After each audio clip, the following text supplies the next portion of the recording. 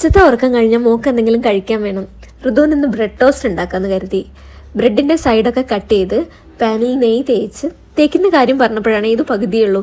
അവളുടെ കയ്യിൽ കിട്ടിക്കഴിഞ്ഞാൽ രണ്ട് സൈഡിലുണ്ടാവും. പിന്നെ ബ്രെഡിൻ്റെ ഷേപ്പ് കണ്ടുവരും നോക്കണ്ട.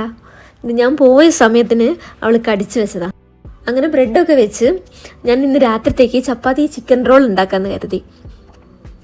അപ്പോൾ അതിന് വേണ്ടി ചപ്പാത്തിയൊക്കെ നേരത്തെ കുഴച്ച് വെച്ച് ചിക്കൻ മസാലയൊക്കെ തേച്ച് ഫ്രിഡ്ജിൽ വെച്ചു. എന്നിട്ട് ഞങ്ങൾ സാവധാനം ഇരുന്ന് ചായ കുടിച്ചു.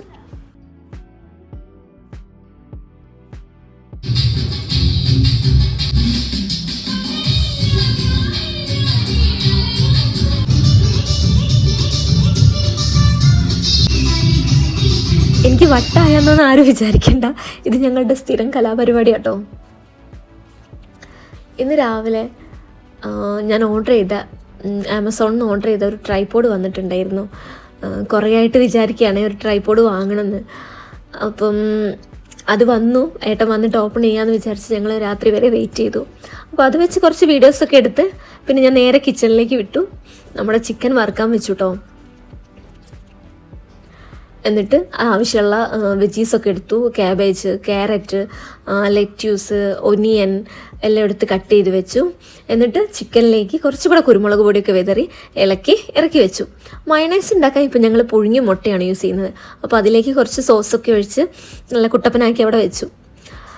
അപ്പോൾ ഒന്നും കൂടെ ഉഷാറാക്കാൻ ഞാൻ കുറച്ച് മൊസറല്ല ചീസ് കൂടെ എടുത്ത് നമ്മുടെ ചിക്കൻ്റെ മുകളിൽ വെച്ച് ഒന്ന് സെറ്റാക്കാൻ വെച്ചു.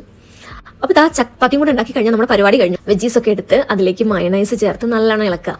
എന്നിട്ട് നമ്മുടെ ചപ്പാത്തിയിലേക്ക് സോസ് ഒഴിച്ച് വെജീസൊക്കെ നിരത്തി വെച്ച് അതിൻ്റെ മുകളിൽ ചിക്കനും കൂടെ വെച്ച് കഴിഞ്ഞാൽ നമ്മുടെ ചപ്പാത്തി ചിക്കൻ റോൾ റെഡിയായേ. ഇത് നല്ല ടേസ്റ്റുമാണ്, നല്ല ഫില്ലിങ്ങുമാണ്. ഇനി ഇത് പൊതിഞ്ഞ് അങ്ങോട്ട് കഴിക്കുക. രാത്രി എന്നും ചോറ് കഴിക്കുന്നതിന് പകരം എന്തെങ്കിലുമൊക്കെ വെറൈറ്റി ആവട്ടെ. അപ്പോൾ ഇഷ്ടമായെങ്കിൽ എല്ലാവരും എൻ്റെ ചാനലിന് സബ്സ്ക്രൈബ് ചെയ്യുക, ലൈക്ക് ചെയ്യുക, ഷെയർ ചെയ്യുക. അപ്പോൾ അടുത്ത വീഡിയോയിൽ കാണാം. Good night.